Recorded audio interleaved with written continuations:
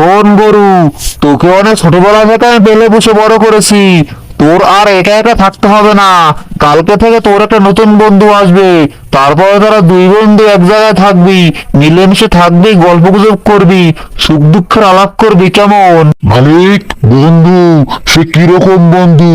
সে কি দেখতে আমার মতো আর আমাদেরই জাতের, না অন্য কোনো জাতের? সে তুই নিজের চোখে দেখতেই পারবি, এখন তো তোকে বলা যাবে না। ওটা হচ্ছে তোর জন্য সারপ্রাইজ। তুই বলছো সারপ্রাইজ? আমার জন্য যে কত বড় দুঃখের সেটা তুমি বুঝতে পারছো না। ও এসে আমার খাবারে ভাগ বসাবে। ও কিরকম হয় দেখতে কে জানে। মালিক, কি জন্য আপনি আবার এত কষ্ট করতে গেলেন?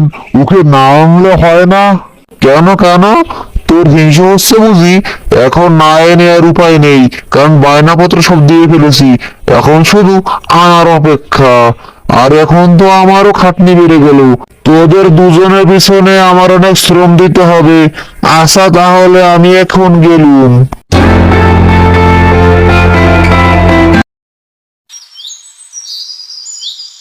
এই দেখ কাকে নিয়ে এসেছি।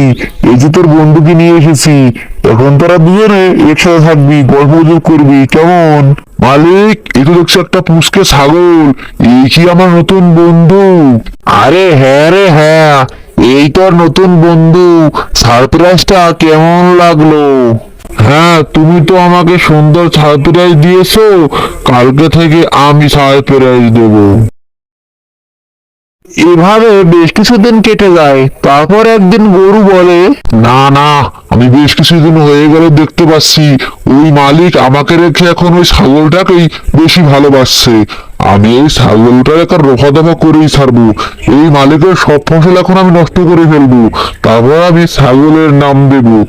এভাবেই আমি ছাগলকে এখান থেকে বাড়ি ছাড়া করবো। যাক বাবা, আমার কাজ হয়ে গিয়েছে। আমি এখন তাড়াতাড়ি এখান থেকে কেটে পড়ি। তারপর কালকে সকালে মালিক এসে দেখবে। তারপর সব নাম দেবো ওই ছাগল বেটার। হা হা হা হা হা। তারপর গরুটি সেখান থেকে চলে যায়। তারপর পরদিন সকালবেলা,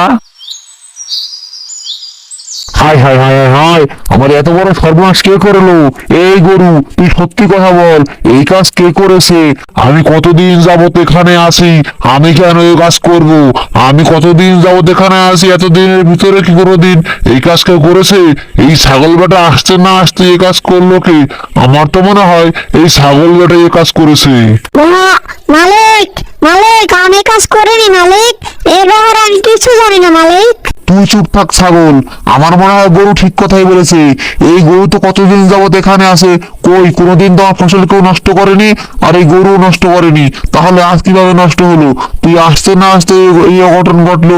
চল, এ কাজ তুই করেছিস। তোকে তাড়াতাড়ি গিয়ে হাটে বিক্রি করে আসি। হ্যাঁ মালিক, তাই ঠিক হবে। কারণ না হয় আরো সামনে কত ক্ষতি করবে তার ঠিক আছে। তারপর মালিক সে ছাগলটিকে তার সঙ্গে নিয়ে চলে যায়। যাক বাবা, হাফ ছেড়ে বাঁচলাম। এতক্ষণে আমার মনের আশা পূরণ হলো। আমার টোপটা একেবারে ঠিক ঠিক কাজ দিয়েছে। সেই দিন রাতের বেলা গরু যখন একা একা ছিল, সেই সময় ঘটে যায় এক অদ্ভুত ঘটনা। গরু, এই গরু, আমি তো রক্ত চুষে খাবো। হাউ মাউ খাও, গরু গন্ধ পাও। বাবারে, ভূত ভূত ভূত ভূত ভূত, কে আছে বাঁচাও, ভূত! এই গরু, আমি ভূত নই, আমি হচ্ছি রাক্ষস। যারা মিথ্যে কথা বলে আমি তাদের জম। তুই ছাগলের নামে তোর মালিকের কাছে কেন মিথ্যে কথা বলেছিস? আমি সেজন্য তোর রক্ত খাবো। রাক্ষস ভাই, আমি কখনো মিথ্যে কথা বলি না। ওই ছাগল বেটা ছিল আমার চোখের কাটা। সেজন্য ওকে বাড়ি থেকে তাড়ানোর জন্য আমি নিজের ফসল নষ্ট করে আমি ওর নাম দিয়েছিলাম। ভাই, আমাকে এবারের মতো ক্ষমা করে দাও। আর কখনো আমি এরকম কাজ করবো না। যাক, তাহলে এবারে মতো বেঁচে গেলি, কিন্তু কথাটা মনে রাখিস, আর কখনো এরকম কাজ করবি না। যাক বাবা, এবারে মতো তো বেঁচে গেলাম। এ কি, কি হলো মালিক? এই ছাগল দিয়ে আপনার সাথে? একে আপনি হাটে নিয়ে যাননি, না কেউ দাম দর বলেনি কিছু? না, এই ছাগল বিক্রির আর কোনো প্রয়োজন নেই। এখন তোমাকেই বিক্রি করে ফেলবো আমি। কি বলছেন মালিক? আমি তো কিছুই বুঝতে পারছি না। এই ছাগলকে বিক্রি না করে কেন আমাকে বিক্রি করবেন? এই ছাগল আপনার এত বড় ক্ষতি করলো। হ্যাঁ, তাহলে শুনে বড় ভাই, বাদ বাকিটা আমি বলছি। গতকাল রাত্রে তো একটা রাক্ষস এসেছিল, তার কাছে তুমি সব সত্যিটা বলে দিয়েছিলে তাই না? সেই জন্য আজকে তোমার এই অবস্থা। হ্যাঁ হ্যাঁ হ্যাঁ হ্যাঁ, না না, মানে তুমি সে কথা কি করে জানো? ওরে ভাই, তুমি এখনো সে কথা বুঝতে পারোনি?